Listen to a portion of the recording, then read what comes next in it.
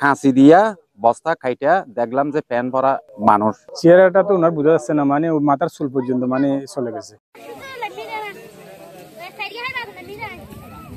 আসলে আমি তো এখানের স্থানীয় লোকজনের সাথে মানে লোকজন থেকে মানে খবর পেয়ে আমরা দোকানে বসছিলাম, ওখান থেকে মানে লোকজনের থেকে খবর পেয়ে আমরা একটা লাশ নাকি রেজুর কালের গুদারছড়া নামক একটা স্থানে মানে পড়ে থাকতে অবস্থায় মানে একটা মহিলা দেখতে পাই।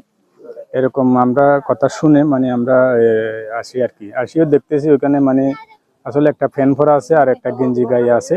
ওনার চেহারাটা তো ওনার বোঝা যাচ্ছে না, মানে মাথার চুল পর্যন্ত মানে চলে গেছে। ধারণা করা যায় মানে হয়তো উপরে হইতে পারে, উপর থেকে মানে বেশি আসতে পারে। আর মানে যদি কি আপনার রেজুর ব্রিজের দিকে যদি মানে ইয়া করে দেয় তাহলে ওখান থেকে মানে জোবারের পানিতে বেশি আসতে পারে আর কি।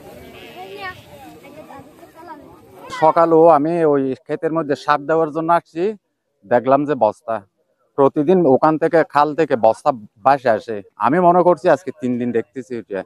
আমি মনে করতেছি কুড়া, ওই ফার্মের কুড়ার বস্তা আসে প্রতিদিন।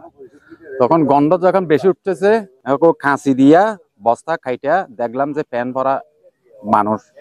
মানুষ যে এটা যখন আমি নিশ্চিত করলাম, আমি চেয়ারম্যানকে কল দিছি। চেয়ারম্যানকে বলছি যে এখানে নদীর পাশে একটা বস্তা ভরা লাশ দেখতেছি। তো চেয়ারম্যান বলতেছে ঠিক আছে তুমি ওখানে দাঁড়াও, আমি পুলিশকে খবর দিচ্ছি, পুলিশ আসতেছে।